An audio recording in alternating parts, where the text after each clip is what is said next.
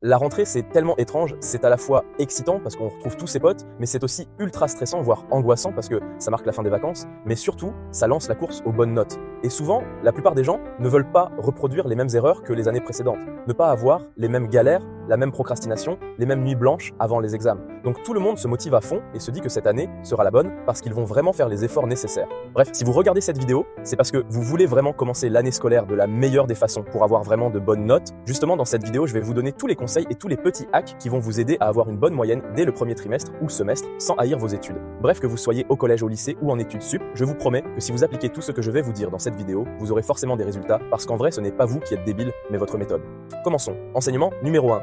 Vous ne le savez pas encore, mais vous êtes déjà en retard. Malheureusement, à la rentrée, la plupart des étudiants commencent l'année avec une vague idée des cours et de la quantité de travail à fournir. Beaucoup perdent toute notion de temps et pensent qu'ils pourront toujours rattraper un mauvais départ si jamais ils ont de mauvaises notes. D'autres pensent qu'il faut attendre de voir comment se passent les premiers jours de cours pour s'adapter. Mais le système scolaire étant basé sur l'excellence, seul un petit nombre d'étudiants bien informés, grâce à leur entourage, préparent leurs années scolaires dès les vacances d'été. En gros, pendant que la plupart des étudiants profitent à fond de leurs vacances, en priant que ça dure le plus longtemps possible, d'autres bien informés profitent aussi, mais commencent à se préparer à la compétition scolaire. Évidemment que c'est chiant de devoir bosser pendant ces vacances, mais en vrai, la compétition scolaire débute dès les vacances. Vraiment, les gens qui réussissent dans les études ou au travail, ce sont juste des gens ultra bien informés et organisés qui évitent au max de gaspiller leur temps pour des choses futiles, coûteuses en temps et en énergie. En fait, vous ne le voyez peut-être pas encore, mais une minorité d'étudiants partent souvent avec un avantage de fou, parce qu'ils ont un entourage qui les informe des obstacles à éviter et des chemins à prendre.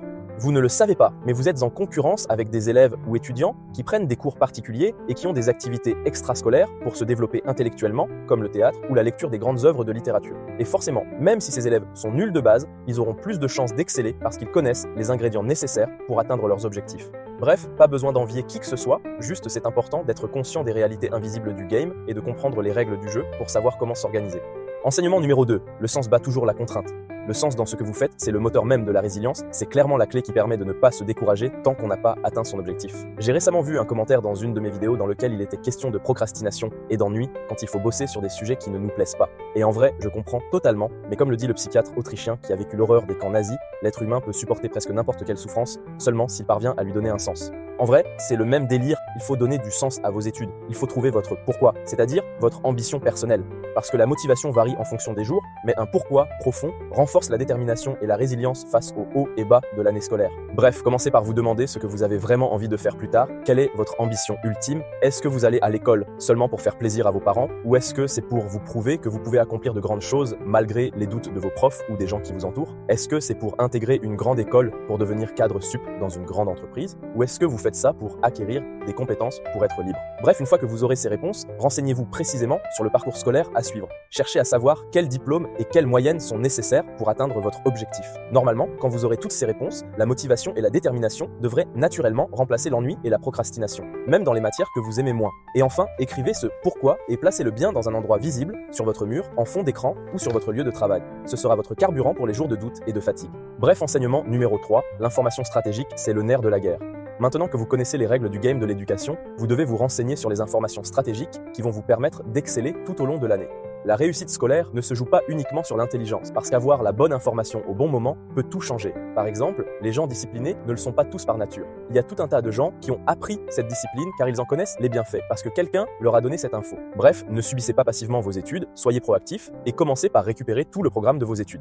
Si vous êtes au lycée ou au collège, vous aurez ça sur les annales avec le plan. Si vous êtes en études sup, il faudra vous familiariser avec le site de votre université ou école et chercher tout le programme de chacune de vos matières. En général, les profs à la fac donnent les plans de leurs cours, mais il faut quand même faire l'effort de tout récupérer par vos propres moyens au cas où ils oublient. Et les boss, n'hésitez pas à harceler les équipes pédagogiques de vos universités et écoles pour avoir ce genre d'infos, ils sont littéralement là pour ça. Ensuite, il faut squatter les annales pour voir quel genre d'examen vous aurez à faire durant l'année. Le but de ces deux étapes, c'est d'arriver sereinement en cours sans être perdu et d'avoir une sensation de déjà-vu, parce qu'en vrai, ça change tout. L'inconnu génère un stress de fou, donc au lieu de commencer à mémoriser des informations nouvelles, souvent on panique. Et c'est juste une manifestation de la peur d'échouer. Bref, pendant que les autres étudiants seront dans la phase de découverte des cours, vous serez déjà dans la phase de mémorisation de vos cours. En gros, vous allez transformer l'inconnu en connu. Donc quand le professeur commencera son cours, vous aurez cette sensation incroyable de reconnaître le cours au lieu de le découvrir. Vous serez serein et forcément vous serez plus à l'aise pour participer à l'oral et pour écouter et comprendre ce que dit le prof en classe. Souvent, les profs et les redoublants sont blindés de confiance en eux, juste parce qu'ils connaissent déjà le programme de l'année, donc ils bégayent moins. Bref, ensuite, tout au long de l'année, il faudra chercher activement à comprendre les attentes précises de vos professeurs. Et pour ça, il suffira de leur poser des questions. N'ayez pas honte de poser des questions stupides, ce qui compte, c'est que vous ayez une réponse à vos questions. Et enfin, ceux qui suivent la chaîne, vous savez déjà, il faut récupérer un maximum d'examens des générations précédentes, parce que les programmes d'enseignement au collège, au lycée et même à l'université n'évoluent pas très rapidement.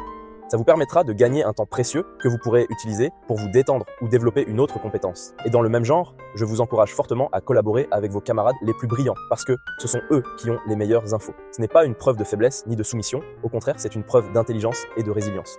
Bref, n'oubliez jamais que les gens qui ont toujours des bonnes notes ne sont pas forcément les plus intelligents, mais ce sont toujours les mieux organisés et les mieux informés. Enseignement numéro 4, la régularité bat toujours l'intensité. Miser sur l'intensité, c'est réviser 8 ou 13 heures d'affilée sans aucune organisation. Miser sur la régularité, c'est relire un cours que vous avez eu la journée ou la veille pendant 30 minutes ou 1 heure chaque soir où vous entraînez si c'est un cours de maths ou une autre matière scientifique. Et forcément, ça oblige à être organisé parce que clairement, si vous avez plus de 7 matières, il faudra organiser ces relectures en fonction des coefs et de vos facilités, en fonction des matières. Bref, faire chaque jour des petites actions qui ne demandent pas trop d'efforts mais qui sont ultra rentables sur le long terme, c'est la stratégie la plus efficace et motivante. C'est clairement la philosophie de la méthode Kaizen dont j'ai récemment parlé. En fait, miser sur la régularité, c'est mieux pour être à jour et pour participer en cours. Mais surtout, c'est mieux pour retenir sur le long terme, parce que avec vos petites sessions de travail, la connaissance s'accumule et se solidifie tranquillement. Bref, pas besoin de faire le bourrin en visant directement 2 ou 3 heures de relecture, surtout si vous avez beaucoup de matière, parce que ça peut vous faire haïr vos études. Enfin bref, comme vouloir réussir, c'est bien, mais insuffisant, voici quelques conseils qui vont vous aider à transformer cette envie en réalité. Conseil numéro 1, changez de mentalité. Vous êtes programmé pour consommer, pour vous distraire et vous amuser. Mais le game des études, c'est un monde sans pitié. On vous demande d'apprendre, mais on ne vous montre jamais comment apprendre, ni ce que ça implique. Et comme seuls les génies sont chouchoutés et mis en avant, beaucoup de monde finit par développer des complexes. Bref, vous ne vous en rendez pas compte. Mais souvent, ce qui vous bloque, c'est votre mental et l'image que vous avez de vous-même. Mais pour avoir des résultats différents, il faudra forcément fournir des actions différentes. Si vous vous voyez comme l'élève moyen ou comme un bon à rien qui n'est pas fait pour les études, arrêtez vos études, mais dans ce cas, travaillez, surtout si vous pensez que vous êtes plutôt quelqu'un de manuel. À l'ancienne, quasi personne ne voulait faire de métiers manuels, mais ces métiers étant parfois bien mieux payés que des métiers réservés aux intellectuels, ils ont désormais plus la cote. Mais si vous vous voyez comme l'élève moyen ou comme un bon à rien, mais que vous voulez quand même réussir vos études, alors vous allez devoir changer votre mentalité. Il faudra transformer vos pensées limitantes en pensées positives, parce que très souvent, on est juste ce que l'on pense être. Conseil numéro 2, agissez dès maintenant comme la personne que vous voulez être plus tard. Si vous voulez être un élève excellent, organisé et serein, commencez à agir dès aujourd'hui comme si vous l'étiez déjà. Forcément, vous allez devoir oublier le vous d'avant pour devenir dès maintenant le vous du futur. Bref, voici le plan précis à respecter. Première étape, inspirez-vous à fond des meilleurs élèves que vous connaissez de près ou de loin. Essayez de connaître leur planning, leur durée de travail et leurs secrets pour être aussi organisé et discipliné. Globalement, comme vous allez galérer à récupérer ces infos, je vous conseille d'agir en groupe et de partager les infos. Bref, deuxième étape, copiez les actions de ces élèves brillants. En gros, demandez-vous ce qu'ils feraient à votre place. En général, ce genre d'élèves s'installe au premier rang en cours pour bien écouter et ils n'ont pas peur de poser des questions, même stupides, pour être sûr de bien comprendre leur cours. Ensuite, quand il y a une pause ou qu'un prof est absent, ils en profitent pour prendre de l'avance sur leur travail, car ils savent qu'après l'effort immédiat vient un réconfort plus intense. Enfin, lorsqu'ils sont chez eux, ils essaient toujours de tout anticiper. En gros, ils n'attendent pas la veille d'un examen pour relire leur cours ou pour s'entraîner. Bref, observez les élèves studieux et copiez uniquement ce qu'ils font de positif. Parfois, il y a des génies qui bavardent H24 en cours, mais qui ont quand même de bonnes notes. Ne bavardez pas comme eux. C'est chiant, mais écoutez en cours, c'est 50% du travail qui est déjà fait. Donc faites 2-3 blagues pour détendre l'atmosphère, mais soyez sérieux la plupart du temps. Troisième étape, rendez l'action d'étudier facile et automatique. En gros, prenez des mesures pour vous pousser à apprendre et réviser sérieusement. On a tous à peu près le même cerveau, mais ce qui nous différencie, ce sont nos actions quotidiennes. La plupart des étudiants attendent les examens pour réviser quelques jours avant, voire la veille. Ne faites pas cette erreur.